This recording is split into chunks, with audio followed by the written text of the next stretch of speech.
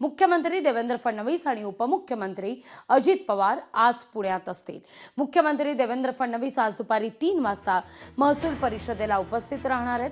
दरम्यान ते दीनानाथ रुग्णालयाच्या कारभाराची देखील माहिती घेण्याची शक्यता दाट आहे। उपमुख्यमंत्री अजित पवार आज पुण्यातल्या चांदणी चौकातील कार्यक्रमाला उपस्थिती लावतील। आज विभागीय आयुक्त कार्यालयातही अजित पवार हजेरी लावणार आहेत। ईश्वरी भिसे आणि दीनानाथ रुग्णालय प्रकरण, अजित पवार या सगळ्या संदर्भात काय बोलणार याकडे सगळ्यांच्याच नजर आहेत। ही दोन दृश्य आपण पाहतोय। एकीकडे राज्याचे मुख्यमंत्री देवेंद्र फडणवीस आज पुण्यात असतील, तर दुसरीकडे उपमुख्यमंत्री आणि पुण्याचे पालकमंत्री अजित पवार सुद्धा आज पुण्यात असणार आहेत। विविध विकास कामांचा आढावा घेतला जाईल, उद्घाटन केली जातील।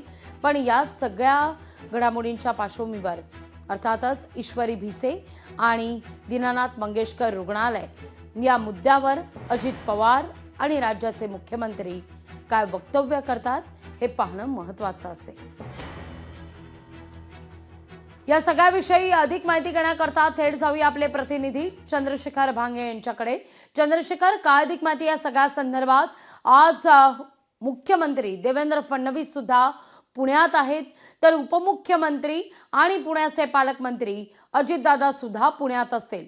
त्यामुळे अर्थातच राज्याचे दोन महत्त्वाचे नेतृत्व पुण्यात असल्यावर पुण्यातल्या या दीनानाथ रुग्णालयाच्या कारभारासंदर्भात वक्तव्य होण्याची शक्यता नाकारता येत नाहीये। चंद्रशेखर, नक्कीच लागवी। खरं तर आज उपमुख्यमंत्री अजित पवार सकाळपासूनच पुणे दौऱ्यावरती आहेत।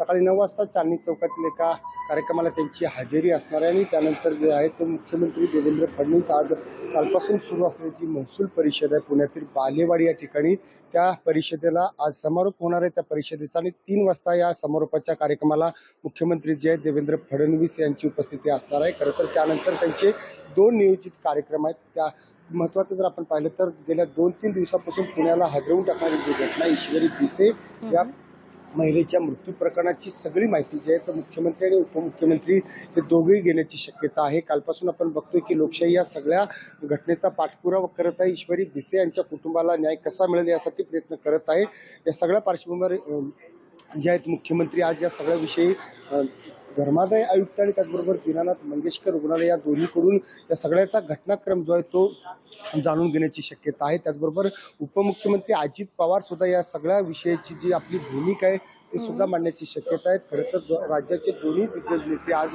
पुण्यामध्ये आहेत। 2 महत्त्वाचे कार्यक्रम आहेत आणि त्यानंतर 2 ते 3 खासगी कार्यक्रम आहेत। असा या दोन्ही नेत्यांचा महत्त्वाचा पुणे दौरा आहे। निश्चित चंद्रशेखर, तुर्तास धन्यवाद तुम्ही दिलेल्या 79 या सविस्तर माहिती करता। लोकशाही मराठी ऐका, पहा, जागरूक रहा।